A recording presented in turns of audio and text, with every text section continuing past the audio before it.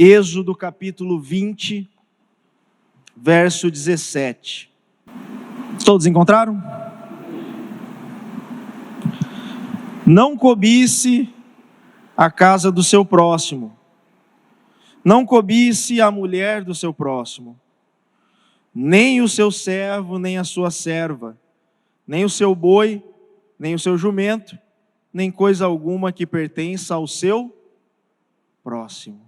Amém? Fecha a tua Bíblia aí, fica com ela nas mãos, que nós vamos usá-la mais algumas vezes, e vamos falar com Deus mais um momento em oração.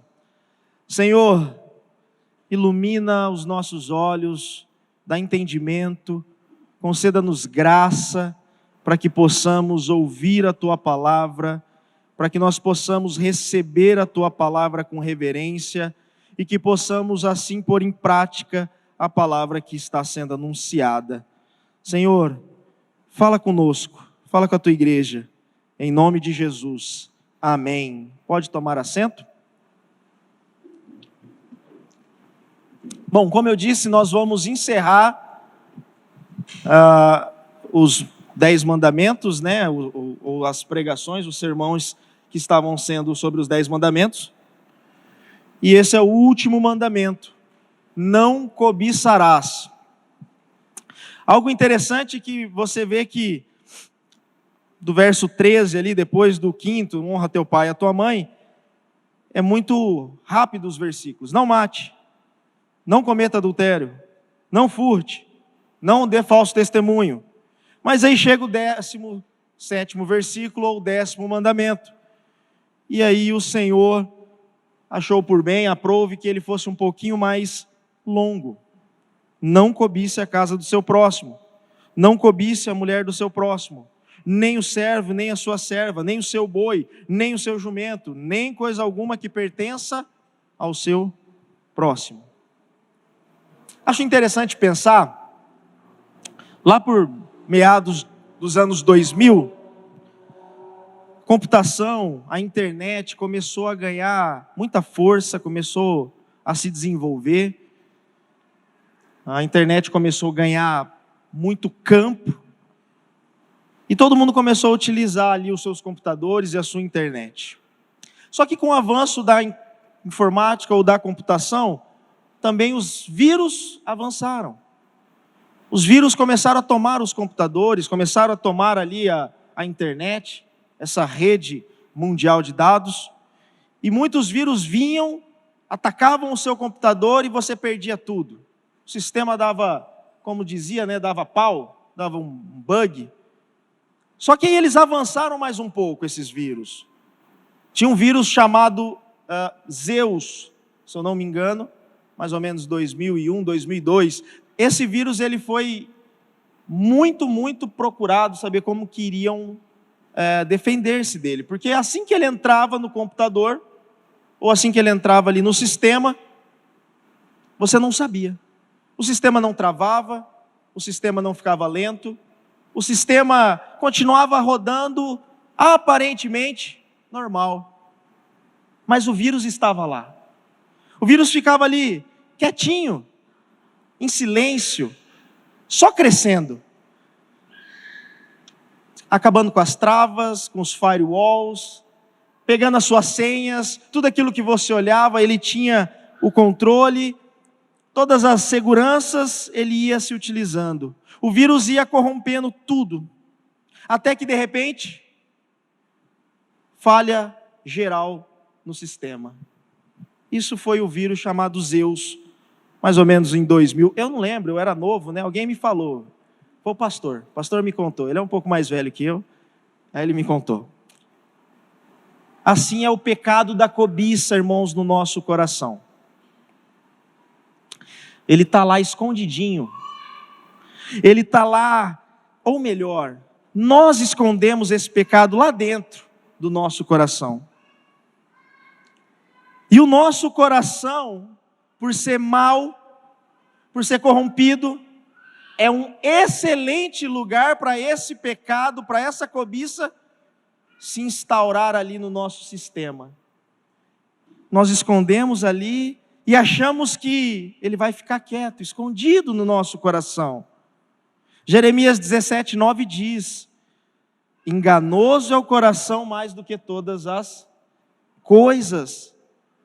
Então, quando colocamos a cobiça escondidinho, igual esse vírus Zeus, em nossos corações, achamos que ele não vai crescer, achamos que ele vai ficar quietinho ali, mas ele não vai. Um pouquinho também ali na década de 90, eu estou nostálgico hoje, tinha um desenho animado chamado Ursinhos Carinhosos. Quem lembra? Ursinhos Carinhosos, olha que bonito. Como que era o desenho? A temática do desenho eram ursinhos bonitinhos, né? Que soltavam ali pela sua barriguinha poderes que era amor, que fluíam do seu bom coração, e eles voavam com seus carrinhos de nuvens, né? Eles eram todos bonzinhos. E o vilão chamava-se Coração Gelado. E o engraçado é que hoje nós achamos, quando nós fazemos essa analogia simples, infantil, nós achamos que nós somos os ursinhos carinhosos. Que do nosso coraçãozinho sai coisas boas para a humanidade. E quando na verdade nós somos o coração gelado. Nós somos maus. O nosso coração não solta poderzinho, irmão, de amor para o próximo. Nosso coração solta corrupção. O nosso coração solta maldade, como Jeremias apontou bem. Os nossos corações são maus e nós escondemos coisas más no nosso coração. Esse é um ponto desse 10º mandamento. E é o tema da mensagem. Cuidado com o seu coração. Mas não é cuidado no ponto de ir no cardiologista para ver se ele está bem, se ele está batendo bem. É cuidado, porque é da onde procede todas as coisas más, é do nosso coração. O nosso coração não é um antivírus, não é um firewall para a cobiça. Quando nós colocamos a cobiça lá dentro, ela não vai diminuir, ela não vai ser bloqueada, muito pelo contrário, junta a fome com a vontade de comer. A cobiça só cresce, a cobiça só vai se nutrir, até o momento que o sistema vai corromper, de tal maneira que vai ser externado. Talvez é necessário nessa noite, e se faça assim necessário, que nós possamos definir os termos de cobiça. Porque quando nós pensamos em cobiça, talvez pensamos em algo muito longe. Ou pensamos em alguma coisa muito singela. Se fosse, não estaria entre os 10 mandamentos. Se não fosse algo que precisássemos tomar muito cuidado, não estaria aqui. Mas vamos definir então o que é cobiça. No hebraico, uma definição etimológica no hebraico, ela vem da palavra chamad ou hamad. Ela tem duas definições ou duas compreensões teológicas no Antigo Testamento. A primeira, possuir no coração uma intenção oculta que mais tarde se manifesta em ações concretas e furtos e roubos. Essa é a primeira. Segunda, desejos íntimos que revelam com intrigas para se apoderar do bem ou dos bens do seu próximo. No Antigo Testamento, essa era a compreensão da palavra hamad ou cobiça. Vamos para o Novo Testamento, no grego. 3 são as definições ou 3 palavras que definem a compreensão teológica. A primeira, pleonexia, que significa o desejo incontrolável de possuir o mundo e os seus bens materiais. O desejo incontrolável de possuir poder, influência, prestígio. Santo Agostinho, ele não era um grande entendedor do grego, mas ele definiu essa pleoxia como desejar mais do que o suficiente. Segundo termo, no grego, filargúria, significa o amor desordenado pelo mundo. Amar as coisas más do mundo, não é amar a natureza, mas amar o mundo. E o terceiro, menos usado, mas necessário se faz para que nós possamos ter uma compreensão completa, eptumia, cobiça, intenção impura, ambição, desejo intenso, desejo ardente, aspiração incontrolável. A cobiça é o pecado secreto do coração do homem. É um pecado subjetivo. É um pecado que, diferente dos outros 9 mandamentos, eles são objetivos. Ainda que foi muito bem explicado por todos aqueles que Deus usou para trazer os outros 10 mandamentos, assim como Jesus ensina que cada pecado objetivo tem a sua subjetividade, que você pode praticar no seu coração. Mas o pecado da cobiça é um pecado escondido. Você pode estar com uma aureolinha de santo, de anjo, bonito, cheiroso, com cara de crente, e o seu coração ser corrompido, cobiçoso. Se nós tivéssemos uma máquina de tirar um raio-x espiritual, veríamos que o nosso coração é cobiçoso, mau, não é bom. Você pode até julgar os outros 9 mandamentos de forma externa, mas nós não podemos julgar a cobiça de forma externa. Não podemos ser levados a um tribunal e dizer: Senhor meritíssimo, está aqui o réu, o que ele fez? Cobiçou. Segundo alguma informação mais técnica, os advogados aí de plantão que me corrijam, não há como julgar algo de foro íntimo. E a cobiça é algo de foro íntimo. Irmãos, através de entendermos a definição do que é cobiça, nós podemos compreender que a cobiça é algo de extremo dano para a nossa comunhão com Deus e com o nosso próximo. É danoso. O próprio Senhor Jesus, ele define os 10 mandamentos em 2. Quais são? Amarás o Senhor teu Deus sobre todas as coisas, e amarás o teu próximo como a ti mesmo. A cobiça interfere diretamente nisso. Interfere na sua comunhão com Deus, com o seu Pai, com o seu Criador. E também interfere na sua comunhão com o seu irmão, que é a imagem e semelhança de Deus. A cobiça é algo que não podemos, de forma deliberada, esconder em nosso coração.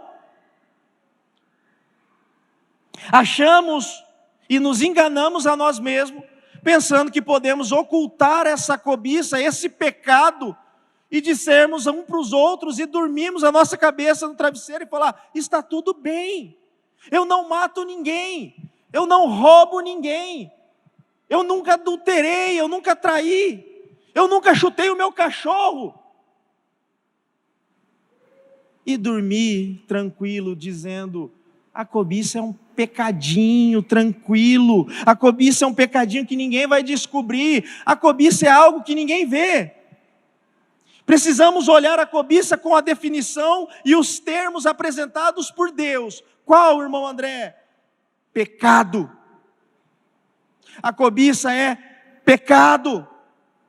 A cobiça é uma afronta direta à santidade de Deus. Pecado. A cobiça não é algo que possamos conviver com ela. Nós não podemos conviver de forma amistosa com a cobiça. Você convive de forma amistosa com algum pecado à vista de algum irmão? Não. A cobiça não podemos achar que na nossa mente, no nosso coração, ela vai ser uma pequena falha. Volto a dizer, somos loucos, parafraseei agora Spurgeon, nós vamos ser loucos se queremos esconder os nossos pecados do irmão, mas vivemos em pecado oculto diante de Deus. Nós vamos ser loucos, igreja. A cobiça é o pecado. Se o irmão não vê, o seu Deus vê. O seu Deus vê aonde você cobiça, aonde eu cobiço. Nós não podemos deixar esse sentimento maléfico, pecaminoso, escondido nos porão do nosso coração, como se ali aonde eu tenho uma chave secreta, eu tranco e jogo essa chave e acho que vai estar tudo bem, porque não vai estar. Ele não vai ficar quietinho. Ele nunca vai ficar quieto, esse pecado. Ele vai se externar em algum momento. Cobiça é pecado. 3 pontos para que nós possamos compreender a cobiça, a importância da cobiça estar entre os 10 mandamentos.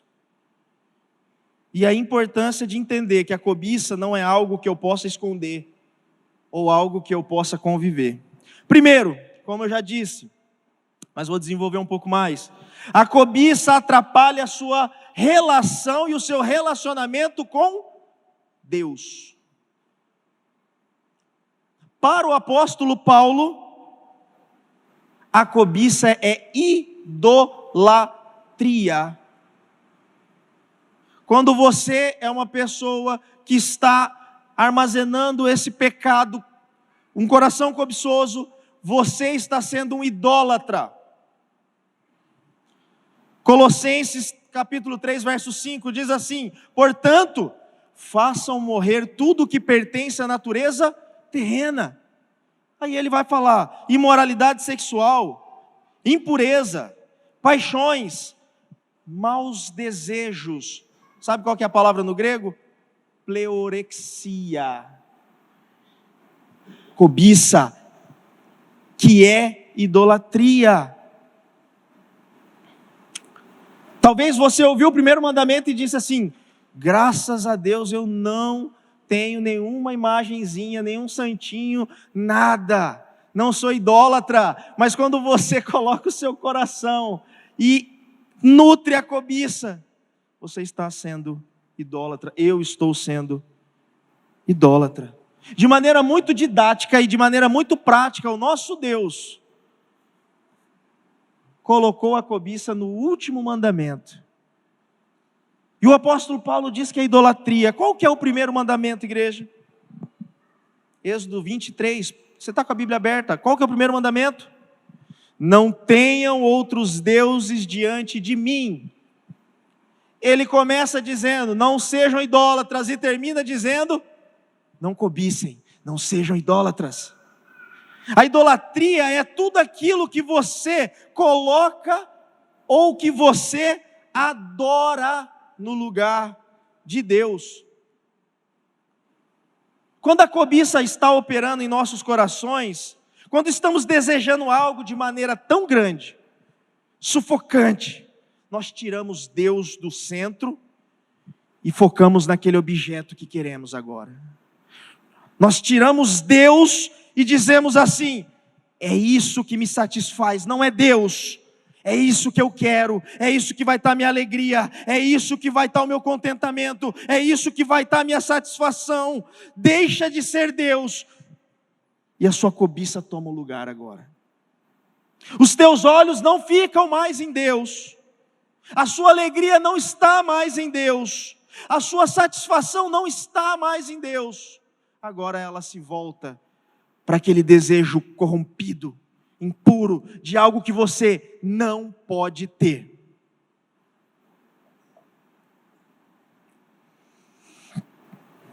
A cobiça é um coração dividido entre 2 deuses. Paulo chama isso de idolatria. A Bíblia chama isso de idolatria. Jesus chamou isso de idolatria. Não podemos ter 2 deuses, não podemos adorar 2 deuses. Ou adoramos ao nosso Senhor e único, suficiente Salvador Jesus Cristo, ou nós vamos ter desejos ardentes, cobiçosos por aquilo que não podemos ter.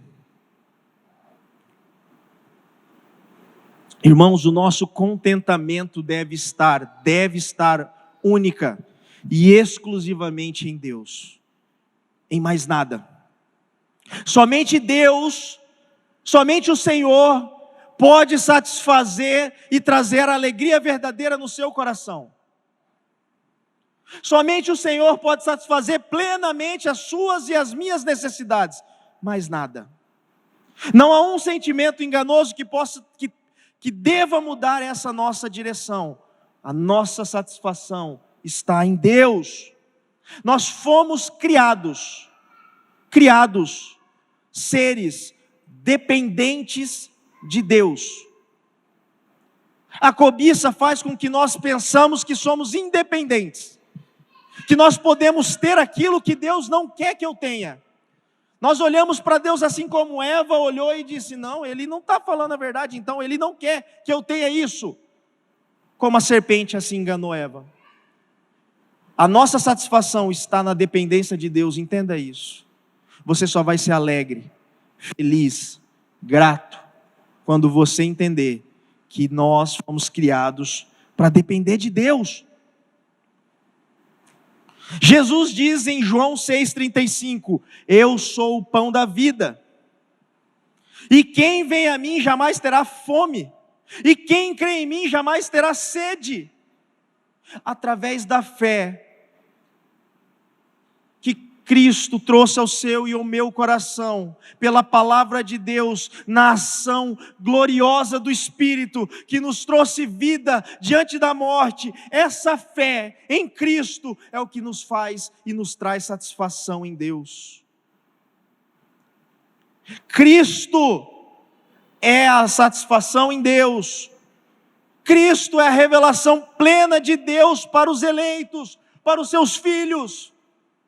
Cristo, Ele é a fonte inesgotável da verdadeira satisfação e contentamento que Deus tem para os seus filhos. Amém. Não tem outro lugar. Segundo ponto, a cobiça interfere diretamente na relação com o seu próximo. O primeiro era idolatria, o segundo é egolatria. Agora você idolatra o seu eu quando você está com a cobiça atuando em seu coração. Olha o verso 17 do próprio mandamento aí, capítulo 20 de Êxodo. Não cobice a casa do seu próximo, a mulher do seu próximo, o servo do seu próximo, a serva do seu próximo. A cobiça destrói relacionamentos. A cobiça destrói casamentos. A cobiça destrói matrimônios. A queda moral de um homem segundo o coração de Deus, o rei Davi, precisamos aprender com isso. Em 2 Samuel capítulo 11, Davi deveria ter saído à guerra, como todos os reis assim saíram, porque era tempo. Ele ficou em seu palácio e decidiu por bem olhar uma mulher que tomava banho, chamada Betseba, ou Batseba. Cobiçou um primeiro dia, cobiçou o segundo dia, cobiçou o terceiro dia, até que aquela cobiça produziu o pecado, não um só pecado. 2, a quebra direta do 7º e do 6º mandamento. A cobiça gerou um adultério e um homicídio. Precisamos entender, cobiça destrói casamentos, destrói relacionamentos. A cobiça interfere direto na comunhão dos irmãos da igreja. Me permita fazer também mais uma analogia. Caim e Abel, 2 irmãos, os 2 filhos de Adão e Eva.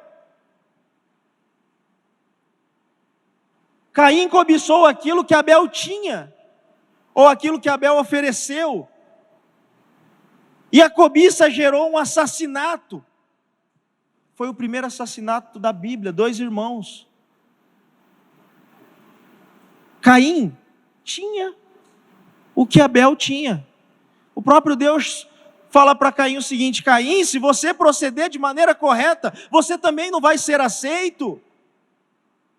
Se você quiser olhar essa história, está em Gênesis 4. Mas Caim queria aquilo que Abel tinha. Caim queria aquilo que Abel fazia. Caim queria fazer aquilo que Abel tinha e parou de olhar aquilo que Deus tinha para ele. Por que que relacionamentos na igreja, na comunhão dos santos, são muitas vezes destruídas por causa da cobiça? Porque muitas vezes queremos ter aquilo que o irmão tem e não aquilo que Deus tem para mim. Você já imaginou se o corpo de Cristo, aonde Cristo é o cabeça, o coração dissesse: vou parar de bombear sangue e agora eu quero enxergar.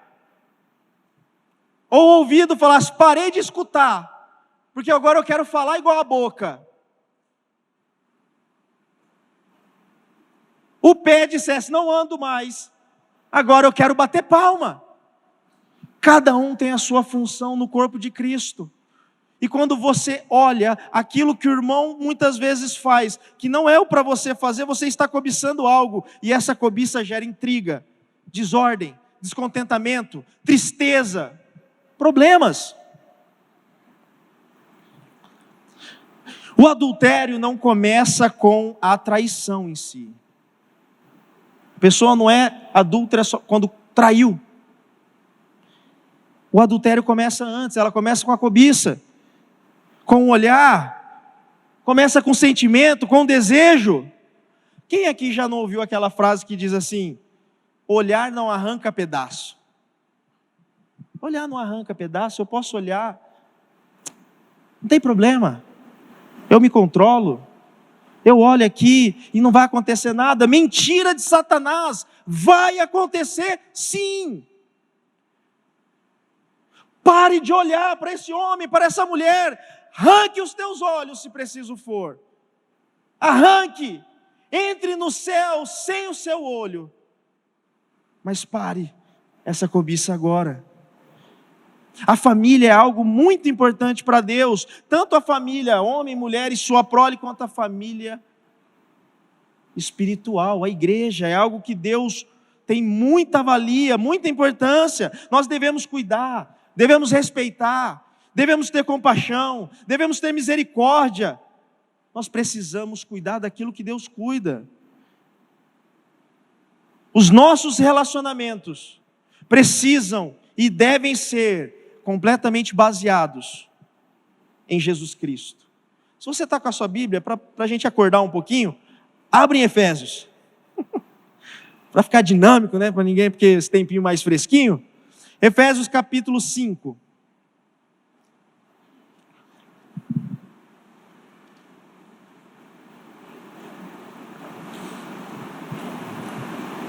Efésios 5, 21 ao 26.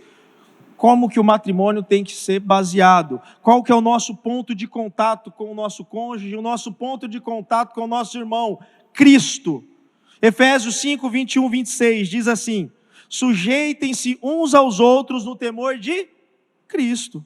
Esposas, que cada um de vocês sujeite ao seu próprio marido como ao Senhor, porque o marido é o cabeça da esposa, como também Cristo é o cabeça da igreja, sendo ele o próprio Salvador do corpo.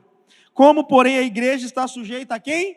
Cristo. Assim também a esposa se sujeite em tudo ao seu próprio marido. Maridos, que cada um de vocês ame a sua esposa como também Cristo os amou a igreja e se entregou por ela. Volta um capítulo aí, capítulo 4, verso 31. Não precisa nem voltar, está na página mesmo. 31 e 32. Como que devemos ter a nossa relação na igreja e com os nossos irmãos? E não entristeçais o Espírito Santo, no qual vocês foram selados para o dia da tentação.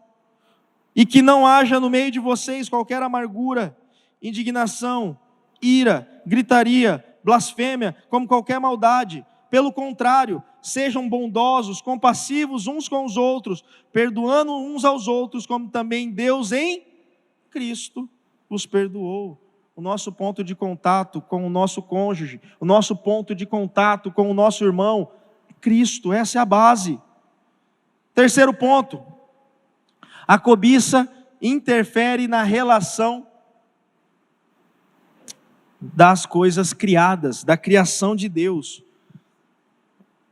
Não inventei esse termo, mas eu vou trazer aqui, vocês me perdoem, esse termo bem incorreto, é a licença poética do pregador. O primeiro é idolatria, a segunda é egolatria e o terceiro é a lucrolatria. Agora nós não olhamos para a natureza com amor, com cuidado, não olhamos para as coisas criadas com aquele desejo da ordenança de Deus de cuidar. Nós olhamos agora com cobiça, porque nós queremos obter lucro, nós queremos obter tudo que podemos para satisfazer a nossa vontade. 1 Timóteo 6, versículo 6 ao 10, não precisa abrir. De fato, grande fonte de lucro é a piedade com contentamento. Porque nada trouxemos para o mundo, nem coisa alguma podemos levar dele. Tendo sustento e com que nos vestir, estejamos contentes. Mas o que querem ficar rico caem em tentações, em armadilhas, em muitos desejos insensatos, cobiça e nocivos, que levam as pessoas a se afundar na ruína da perdição, porque o amor ao dinheiro é a raiz de todos os males, e alguns nessa cobiça se desviam da fé, atormentaram a si mesmo com muitas dores. O homem olha para a criação, porque agora ele quer obter lucro, ele quer obter vantagem de tudo, ele quer poder receber, cobiça tudo. O homem cobiçoso olha para a criação querendo arrancar o quanto mais ele puder. Outrora, antes do pecado, o homem foi criado para cuidar do jardim, para prosperar com o seu cuidado que Deus assim ordenou. Mas agora não. Agora nós cobiçamos tudo. Uma relação abusiva, destrutiva, avassaladora com as coisas criadas. Não mais olhamos para as bondosas mãos do Senhor e esperamos o nosso sustento, a nossa satisfação. Agora nós olhamos para as mirradas mãos do homem e achamos que dali vamos conseguir satisfazer, sermos contentes e alegres. Criamos a nossa própria torre de Babel. Achamos que vamos subir, seremos grandes, seremos altos, gigantescos. Mas para um coração cobiçoso, a queda é o próximo passo. Cristo está restaurando todas as coisas criadas. Todas. A natureza fala de Deus. É a revelação geral de Deus. Então nós, como o mandamento foi para Adão, nós também precisamos cuidar das coisas de Deus. Não precisamos olhar e não podemos olhar somente com obtenção de lucros, de satisfação, mas temos que cuidar, zelar pelas coisas de Deus.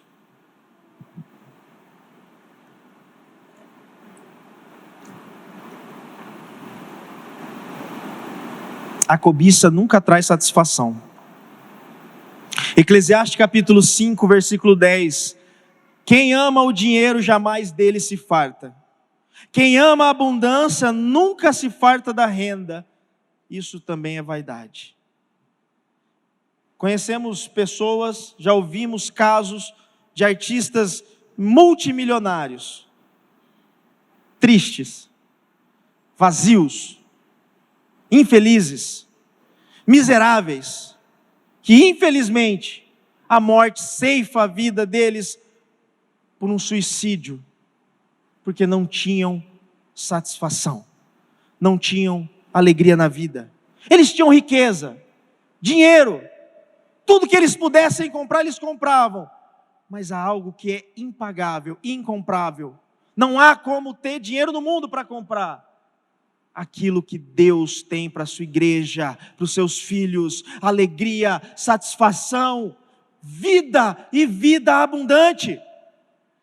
Só crente que é doido, está sofrendo, está faltando tudo, às vezes não tem nem o que comer, mas está feliz, está alegre, está glorificando a Deus, dizendo: Senhor, muito obrigado.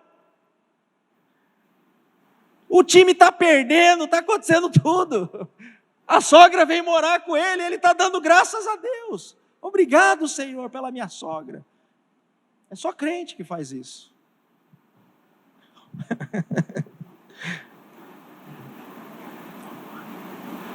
A cobiça sufoca a vida espiritual. Eu amava minha sogra, viu, igreja? Era uma pessoa, minha segunda mãe, é só uma brincadeira. Agora o cunhado... Não, tô brincando. A cobiça sufoca a vida espiritual. O Senhor Jesus conta uma parábola chamada a parábola do semeador. Marcos 4, 1, 20. Uma das partes da semente cai pelo caminho, onde os espinhos sufocam essa semente, e essa semente não germina, não frutifica, porque os espinhos sufocaram. E aí Jesus explica então essa parábola, ele diz, a semente era a palavra de Deus.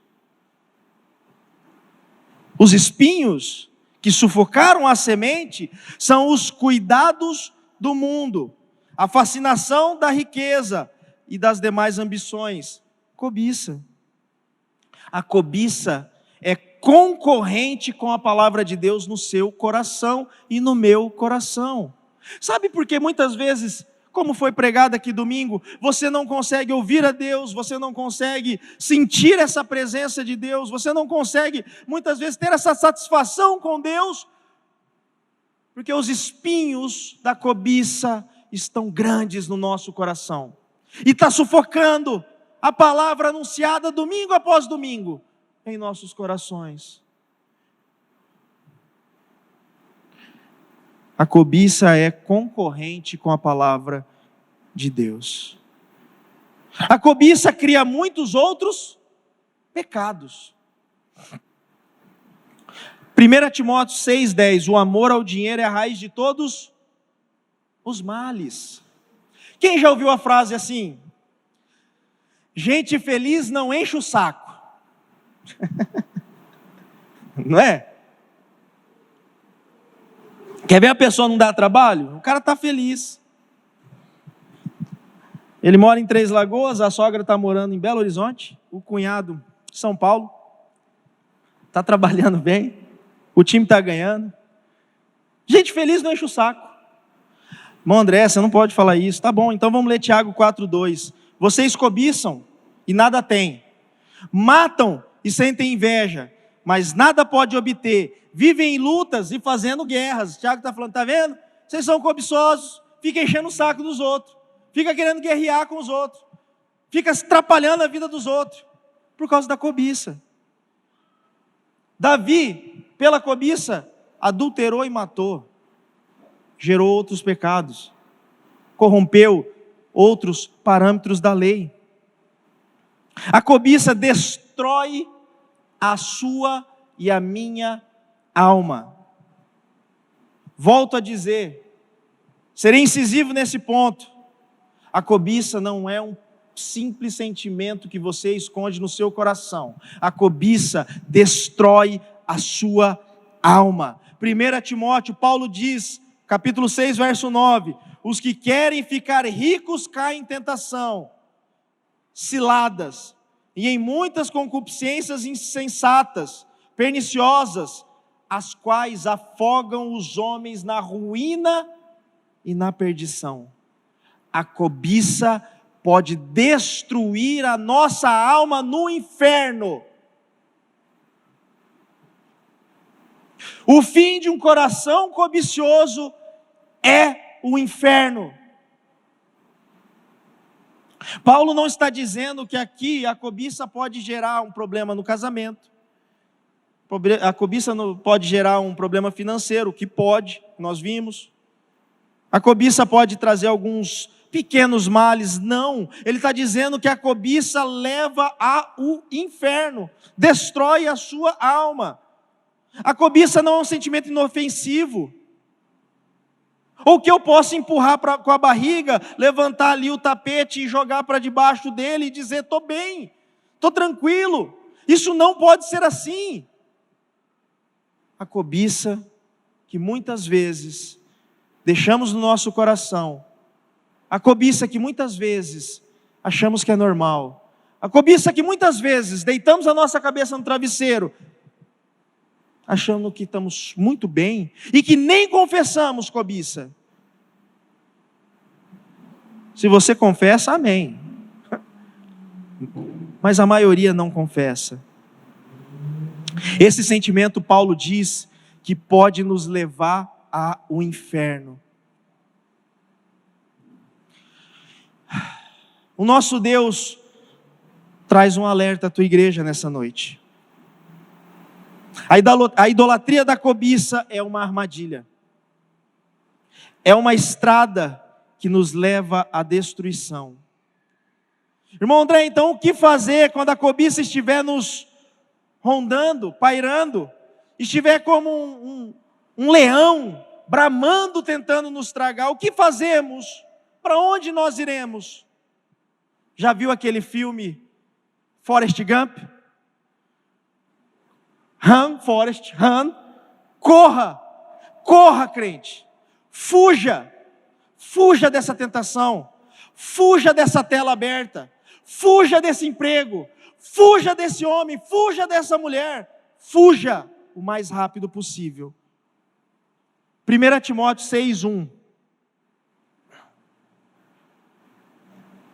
Abra comigo em 1 Timóteo 6:1.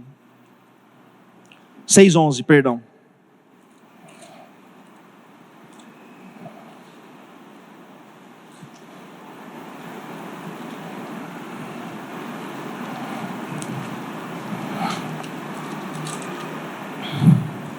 Primeira Timóteo 6:11.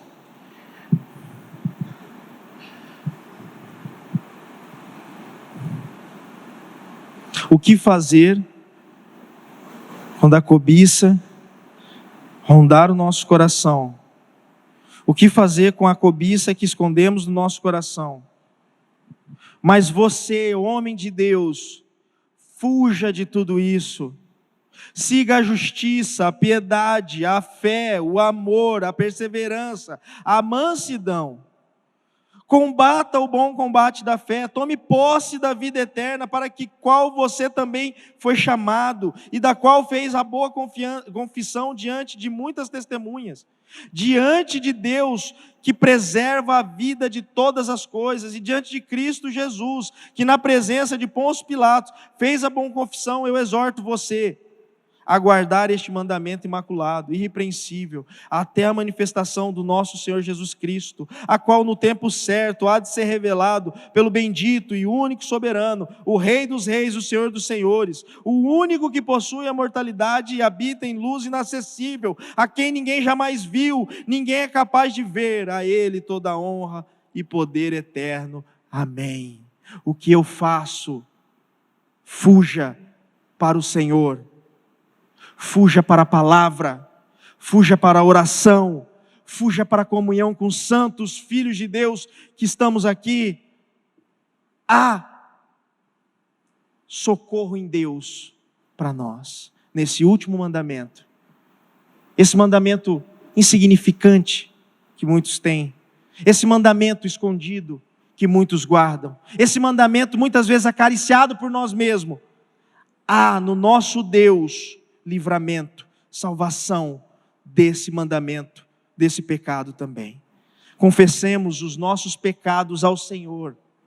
Confessemos a Ele a nossa cobiça, assim quando confessamos os nossos pecados visíveis. Confesse quando pecamos pela cobiça. E que o Senhor nos guarde até o último dia, que Ele virá nos buscar. Amém.